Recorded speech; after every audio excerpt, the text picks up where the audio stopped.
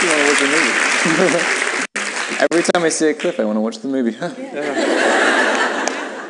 So, you and Paul Giamatti for 22 minutes, probably quite a bit of fun for you professionally. Absolutely, yeah. And almost every single person, because we'd shoot with a new actor and do a chunk, and I only had Sarah Gadon. Who else came back for frequent, more than one scene? Why am I blanking on this? Because it's a director's talk about. And so we'd have a few days, and so I'd be in a kind of state of perpetual nervousness the whole time, because normally you can kind of get used to the other actors you're working with and stuff. And I'd already done, with this scene with Juliette Binoche, she's like my favorite actress, one of.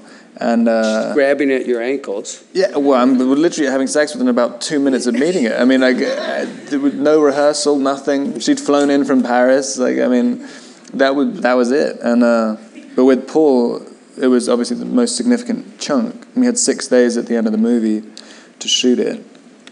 And he turned up, and this funny thing about Paul, because everyone basically has the same opinion of Paul. Everyone thinks he's like a genius.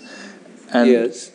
And he does not realize at all. It's the strangest thing. It's like he's never acted before, and it's not even vaguely fake humility. I mean, he doesn't even know what he's done, and so he turns up and he's absolutely petrified to do this scene, saying exactly the same stuff I was saying at the beginning. Saying I don't understand what it's about. I don't know. I have no idea how to do it.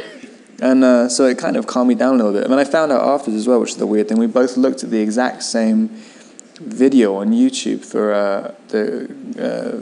our characters. Like the exact same thing, which is this video of Jeffrey Dahmer with his dad doing an interview. And we'd literally been studying the same thing. And I was like, the most incredibly strange, nothing to do with the script at all.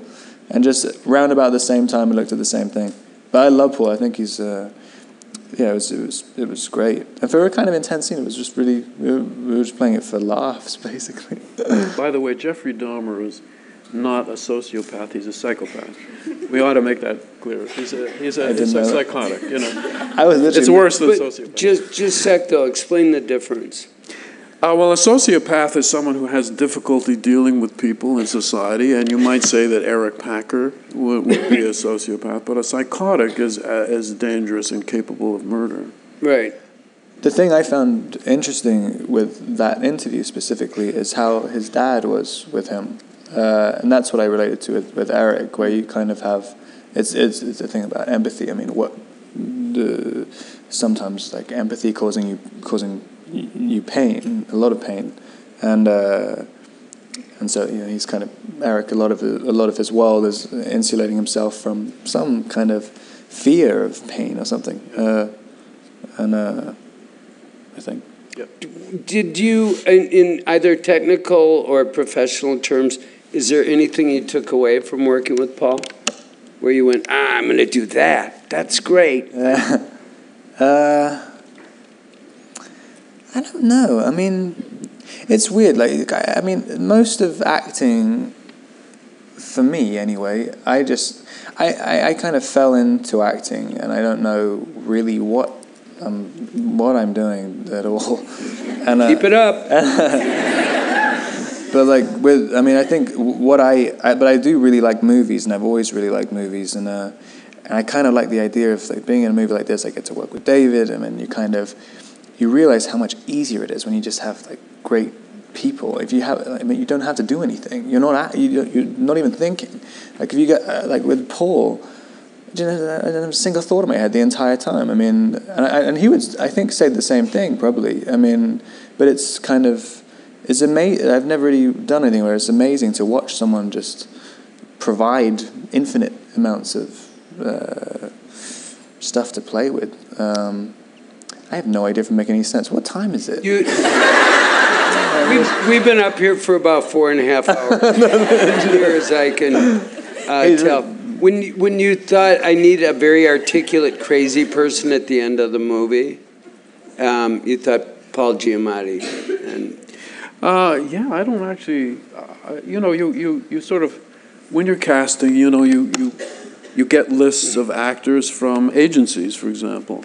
Right. Because the script gets around and people know that the script's around, and agents want to get their actors into your movie, and they provide names for actors, some of whom are completely ridiculously wrong, but some who might be interesting.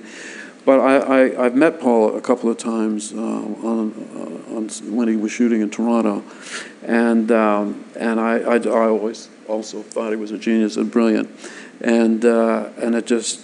He was we didn't go to anybody else. I mean, I really thought this is the guy. I really think he would be fantastic for that role. So, for me, that was a no-brainer, really. I didn't even have to look at a YouTube interview. You didn't, and you already knew he's kind of a mensch anyway. I mean, he's got and he has a good. He's a very nice man.